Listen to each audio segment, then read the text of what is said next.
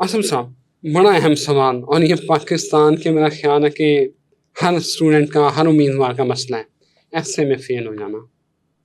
आपने देखा होगा सारे, अक्सर हमारे दोस्त जब पुराने वक्तों में कर रहे होते हैं उनसे पूछते हैं यार पास तो हो गया, ऐसे जो रह गया, ये ऐसे में फेल क्यों होते हैं? और अगला, आपने स्ट्रेटजी भी बतानी है कि ऐसे को पास किस तरह करना है, इस मुश्किल टास्क को। देखिए, बात ये है, ऐसे में लोग फेल इसलिए होते हैं कि उनको ये नहीं पता कि जो भाई ऐसे बैठ के एग्जामिन करेगा, जो एवेल्युएटर होगा, उसने देखना क्या है।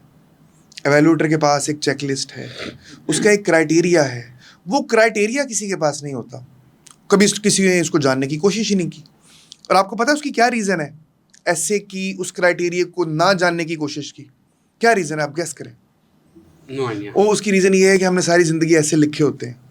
हम बिला वजह एक ओवर कॉन्फिडेंट हो के, यार ऐसे तो लिखते रहे थे, हमने मैट्रिक में भी लिखा था, हमने ग्रेजुएशन के अंदर भी लिखा था, ऐसे तो हम लिख लेते हैं।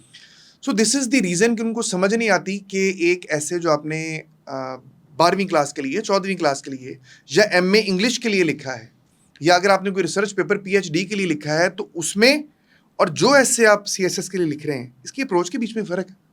जो CSS का ऐसे है ना, ये 3 पिलर्स पे खड़ा है। इसका मतलब ये है कि 3 बुनियादी चीज़ों को एग्जामिनर ने चेक करना है। पहली चीज़ है मटेरियल, दूसरी चीज़ है एक्सप्रेशन, और तीसरी चीज़ है प्रेजेंटेशन। इनके अंदर फिर मजीद चीज़ें।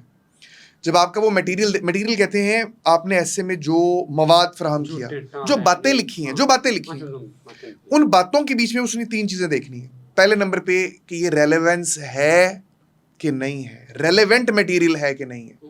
अब रेलेवेंस क्या होती है? रेलेवेंस ये है कि फ़र्ज़ करें कि मैं आपके पास यहाँ पे आया हूँ, आप अगर मुझसे पूछें कि भाई आप कहाँ काम करते हैं, तो उसका रेलेवेंट और दुरुस्त जवाब ये है कि जी मैं टूरिज़्म डेवलपमेंट कॉर्पोरेशन में हूँ और मैं बतौर मैनेजिंग डायरेक्टर काम करता हूँ। This is relevant answer.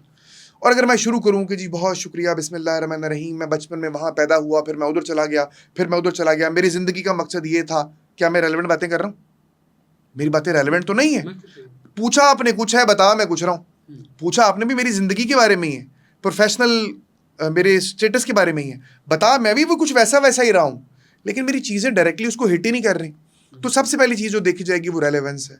दूसरे नंबर पे क्वालिटी ऑफ मटेरियल चेक किया जाता है। मटेरियल के अंदर क्वालिटी ऑफ मटेरियल कहते हैं कि अभी आपने मुझे बुलाया और CSS पे बातें कर रहे हैं।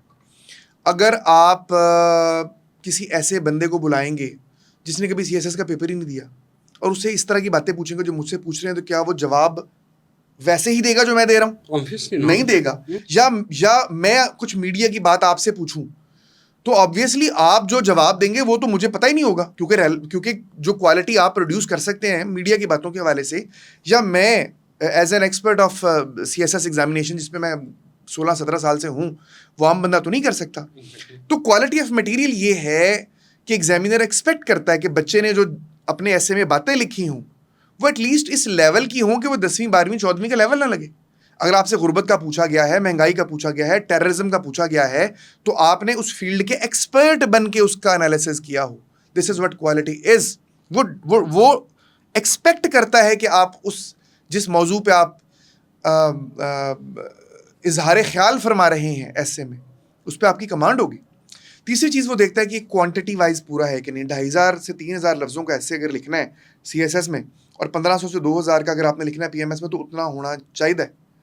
कुछ लोगों का बड़ा फरमाना है कि जी हमने 2500 की बजाय 1600 का लिखा और पास हो गया, तो वो तुक्का लग गया भाई, इसके ऊपर नहीं जाना। 2500 मीन्स 2500, ठीक है। एग्जामिनर ने 2500 लिखा है तो उससे आपने ऊपर लिख के आना है।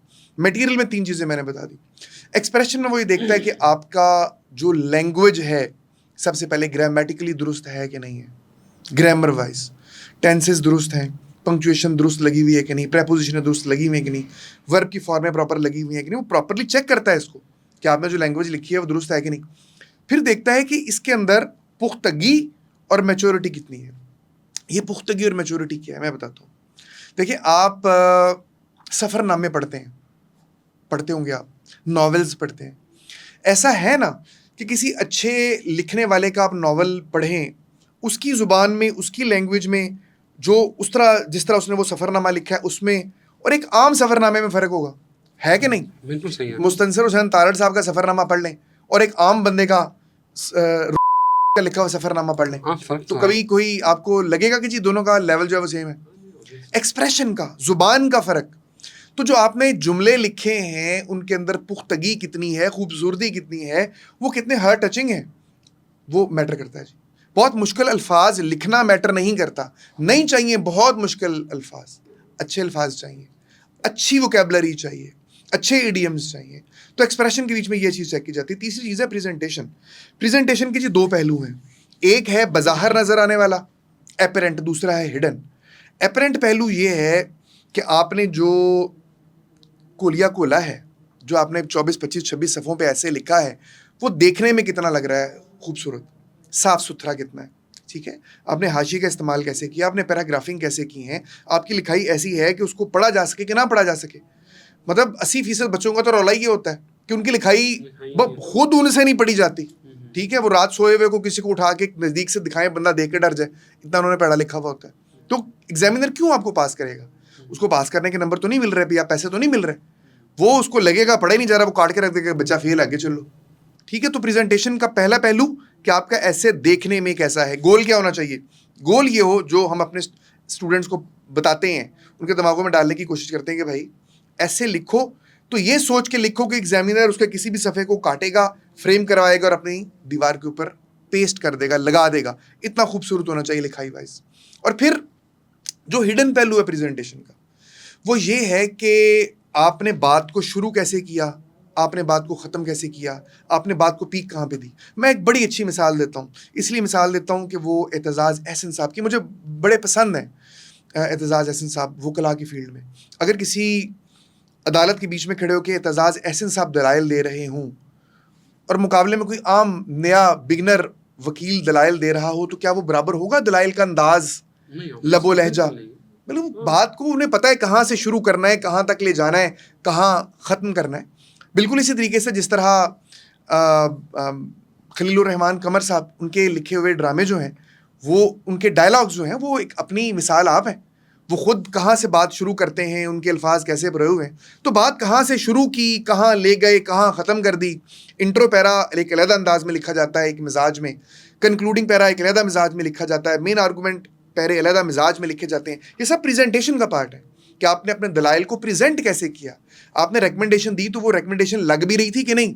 बहुत सारे लोग तो बच्चे तो रिकमेंडेशन ऐसे देते हैं जिस तरह वो गवर्नमेंट को ऑर्डर लगा रहे हो कि गवर्नमेंट ये काम करो, गुर्बत ख़त्म कर दो, फलां चीज़ ख़त्म कर दो, सड़कें बना दो, फलां। भाई नहीं यार, नहीं, तजवीज़ इस तरह पेश नहीं की जाती। तजवीज़ पेश करने का एक अंदाज है, आपने उस लबो लहजे को अडॉप्ट करना है। तो दिस इज़ प्रेजेंटेशन। तो जो ओवरऑल जी मैंने आपको पूरी कहानी बताई, मटेरियल जमा एक्सप्रेशन जमा प्रेजेंटेशन, ये वो 3 सतून है जिसके ऊपर ऐसे खड़ा है। तो मैंने जितनी बातें कर दी हैं, ये पूरा यूँ समझ लें 1 साल में हम एस्पायरेंट्स को ये पढ़ाते हैं। मेरा ख्याल है कि जो ऐसे पास करना चाहते हैं उनके लिए ये वाला क्लिप जो है ना, ये निकाल के सेव कर लें और सबको भेजें जो कर रहे हैं कि ये ऐसे। बिल्कुल हेल्प हाँ, देगा जी, आई एम श्योर।